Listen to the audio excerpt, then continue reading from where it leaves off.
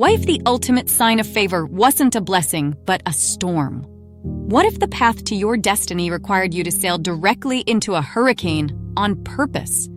The call always begins the same way. Go to the other side. Cross over into something new. But it comes with a condition, a non-negotiable clause buried in the fine print.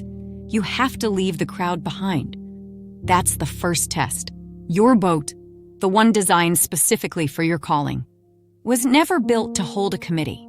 And this isn't about the modern idea of cancel culture. It's not about bitterness or breaking ties with malice. It's about something far more strategic. It's about concentrated culture. Think of a thoroughbred racehorse, a champion worth millions. Before the biggest race, they're fitted with blinders.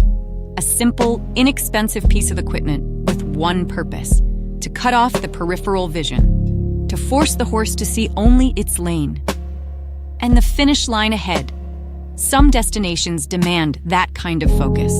It means you will be unimpressive to the masses. It means divorcing your identity from the roar of the crowd. And this first step, the act of untying the boat from the shore of public opinion, is often the loneliest step of all. So you do it. You make the hard choice. You say your goodbyes and you push out into the deep. For a moment, the water is glass. The sky is clear. You feel the rightness of it. You think, this is it. This is the reward for my obedience. And then, the sky turns. The wind begins to howl. The calm shatters.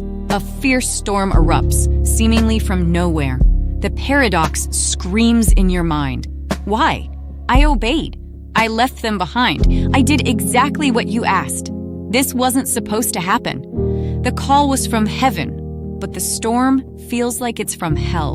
And just when you think it can't get any worse, it does. The waves grow higher.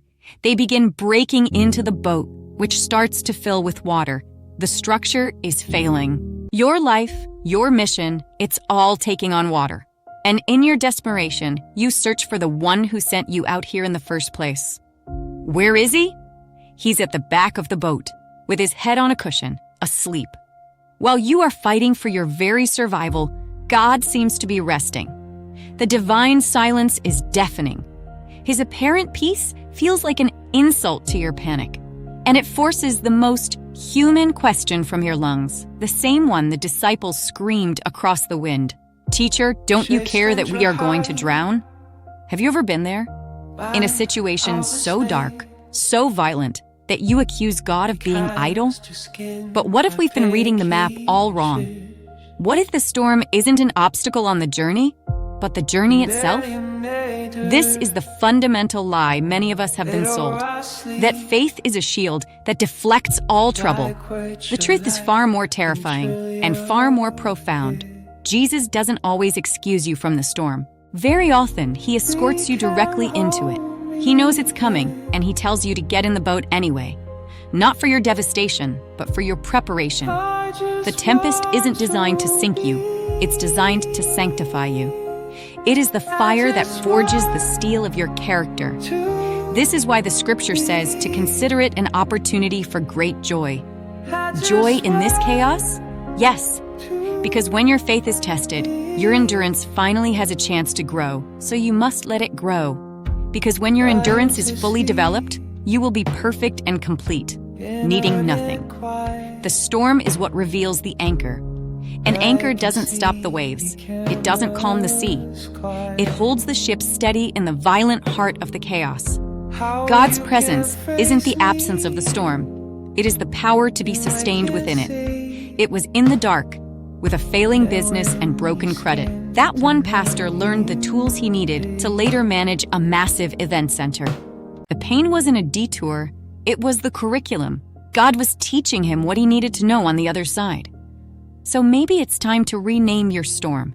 It's not a punishment, it's your preparation. It's not just hard, it is somehow healing.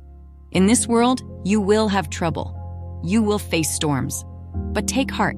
The anchor has already overcome the world. Your job isn't to command the wind. Your job is to trust the anchor and let the storm make you who you were always called to be.